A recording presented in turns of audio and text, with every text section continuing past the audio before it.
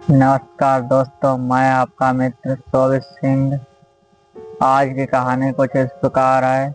मैं ही गरीब क्यों हूँ। भगवान गौतम बुद्ध की प्रेरक कहानी है।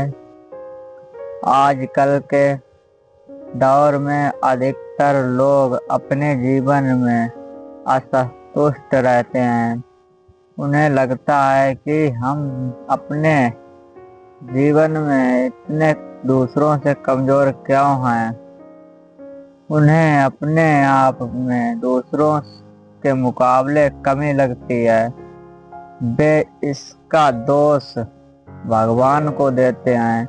उन्हें अपनी स्थिति का कारण ठहराते हैं। इस कहानी में आपको इस प्रश्न का संपूर्ण उत्तर मिल जाएगा और आप अपने जीवन से संतुष्ट महसूस भी करेंगे। तो कहानी के अंत तक बने रहिएगा। बहुत समय पहले की बात है। एक गांव में धर्म उपदेश देने के लिए लगे हुए शिविर में भगवान गौतम बुद्ध पहुंचे। गांव के लोग अपनी अपनी समस्याएं लेकर उनके पास जाते हैं। उनसे समाधान प्राप्त कर नई ऊर्जा के साथ वापस लौटते हैं। गांव के बाहर एक गरीब रास्ते में बैठा बुद्ध के पास आते जाते लोगों को निहार रहा था। उसने देखा कि लोग दुखी चेहरा लिए भारी कदमों से भगवान गौतम बुद्ध के शिविर में जाते हैं और नई ऊर्जा के साथ चेहरे पर खुशी व आनंद के वापस आते हैं। उस गरीब व्यक्ति ने सोचा, क्यों ना मैं भी भगवान के पास अपनी समस्या लेकर जाऊं। यह सोचकर हिम्मत करके वह भी शिविर की ओर चल देता है। एक एक कर क्रमबद्ध तरीके से व्यक्ति को प्रवेश मिलता है। इसलिए वह भी अपनी बारी की प्रतीक्षा करने लगता है। जो कुछ उसने रास्ते में देखा वह अब उसे साक्षात देखने को मिल रहा है। लोग एक एक करके अपनी समस्याएं बता रहे थे। भगवान गौतम बुद्ध चुपचाप शांत से सबकी समस्या सुनते और जवाब देते। उसकी भी बारी आई। उसने भगवान गौतम बुद्ध को प्रणाम किया और बोला, हे भगवान, मैं ही गरीब क्यों हूँ इस संसार में।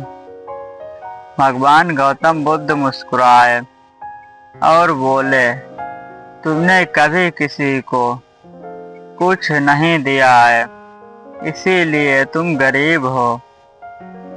इस पर वह आश्चर्य से भगवान गौतम बुद्ध के मुख की तरफ देखने लगा और बोला, हे भगवान, मेरे पास कुछ देने के लिए नहीं है।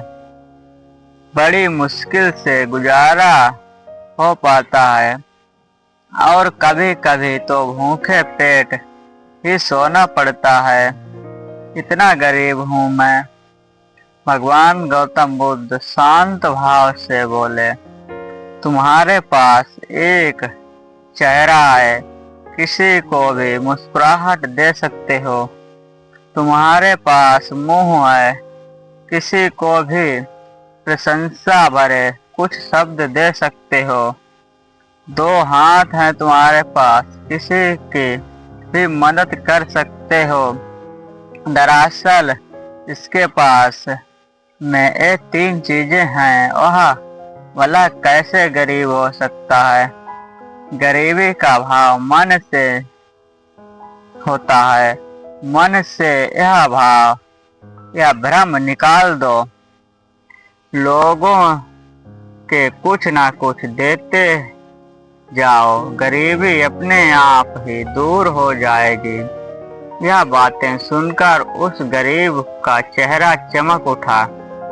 उसे अपने प्रश्न का उत्तर मिल चुका है।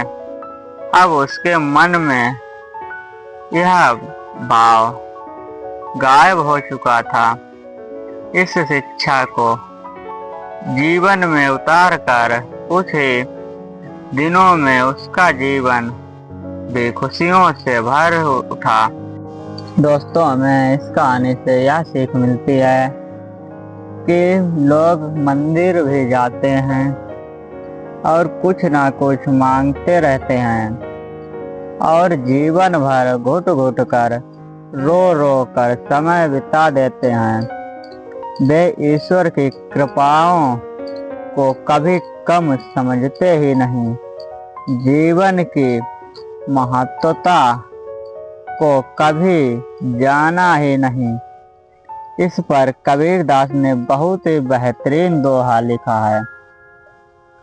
सबके पल्ले लाल है, सभी साहूकार, गांठ खोल पर खा नहीं, यह विधि रहा कंगाल।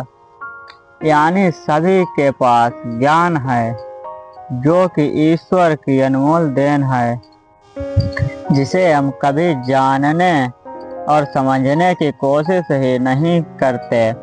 इसीलिए हम सुख और आनंद से वंचित रह जाते हैं। ऊपर वाले के प्यार और आशीर्वाद से कर दिखाओ कुछ ऐसा, दुनिया करना चाहे आपके जैसा। कैसी लगी कहानी कमेंट में जरूर बताएं। वीडियो को लाइक करें। जय हिंद, जय भारत। मिलते हैं अगले वीडियो में।